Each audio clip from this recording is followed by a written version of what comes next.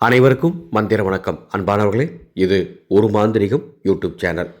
மகாலயபட்சம் 4ஆம் நாள்.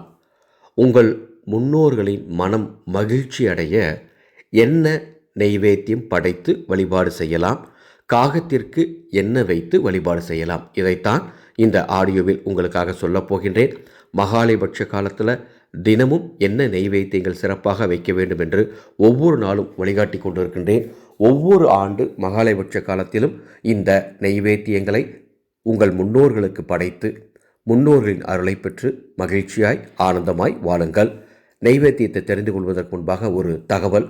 இந்த ஆண்டு மகாலய அமாவாசையை முன்னிட்டு இறந்த முன்னோர்களின் ஆத்மா சாந்தி அடைய ஆத்ம மோட்ச தர்ப்பண சாந்தி பூஜை காசியில் நடக்க இருக்கின்றது. காசி மயானக்கரையில் இந்த ஆத்ம சாந்தி பூஜைக்கு பதிவு செய்ய விவரங்கள் தெரிந்து கொள்ள என்னுடைய வாட்ஸ்அப் நம்பருக்கு தொடர்பு கொள்ளுங்கள். மகாலயபட்சம் 4ஆம் நாள். காகத்திற்கு கருப்பு எள் கலந்த சாதம் வையுங்கள். கருப்பு எள் கலந்த சாதமும் எச்சில் படாத தண்ணீர் சிறிதளவும் காகத்திற்கு வைத்து நீங்கள் வழிபாடு செய்தால் உங்கள் முன்னோர்களின் மனம் மகிழ்ச்சி அடையும். அதே போல உங்கள் வீட்டில் முன்னோர்களுக்கும் எள் கலந்த சாதம் அல்லது எள்ளுருண்டை மற்றும் எச்சில் படாத தண்ணீர் படைத்து முன்னோர் வழிபாட்டை செய்தால் முன்னோர்களால் ஏற்படும் சாபங்கள் நீங்கி, முன்னோர்கள் கோபம் நீங்கி, முன்னோர்கள் மகிழ்ச்சி அடைவார்கள்.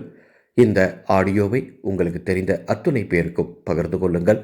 இந்த சேனலை இதுவரைக்கும் சப்ஸ்கிரைப் பண்ணலன்னா சப்ஸ்கிரைப் பண்ணிக்கோங்க. மீண்டும் அடுத்த ஒரு பதிவில் சந்திக்கின்றேன். மாகாளியே நமக.